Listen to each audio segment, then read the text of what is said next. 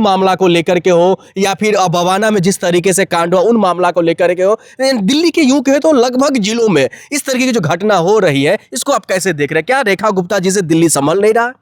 देखिए, पहले तो ये था, भाजपा वाले कहते थे दिल्ली में हमारी सरकार नहीं है। अब तो बात ये नहीं है, अब तो डबल इंजन क्या, अब तो 4-4 इंजन 5-5 इंजन की सरकार है।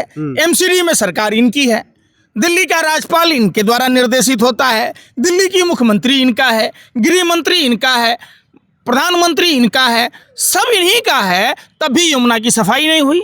आए दिन दिल्ली का ऐसा कोई इलाका नहीं है जो क्राइम कैपिटल के रूप में नहीं देखा जाता है, अपराध की घटनाएं नहीं होती।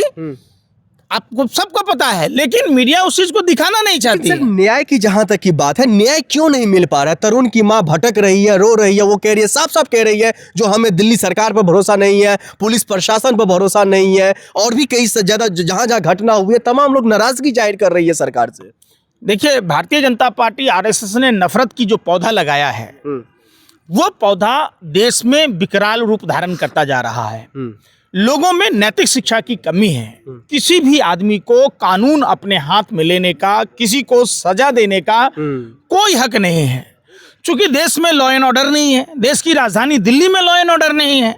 हर जगह आप जब देखोगे रोड रेज की घटनाएं बढ़ती। दिल्ली का ऐसा कोई इलाका नहीं है जो क्राइम कैपिटल के रूप में नहीं देखा जाता है, अपराध की घटनाएं नहीं होती।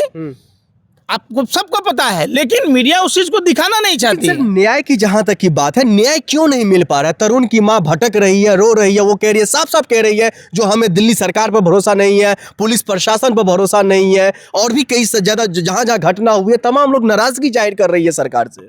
देखिए, भारतीय जनता पार्टी आरएसएस ने नफरत की जो पौधा लगाया है, वो पौधा देश में विकराल रूप धारण करता जा रहा है। लोगों में नैतिक शिक्षा की कमी है। किसी भी आदमी को कानून अपने हाथ में लेने का, किसी को सजा देने का कोई हक नहीं है। चूंकि देश में लॉ एंड ऑर्डर नहीं है, देश की राजधानी दिल्ली में लॉ एंड ऑर्डर नहीं है। हर जगह आप जब देखोगे रोड रेज की घटनाएं बढ़ती। दिल्ली का ऐसा कोई इलाका नहीं है जो क्राइम कैपिटल के रूप में नहीं देखा जाता है, अपराध की घटनाएं नहीं होती।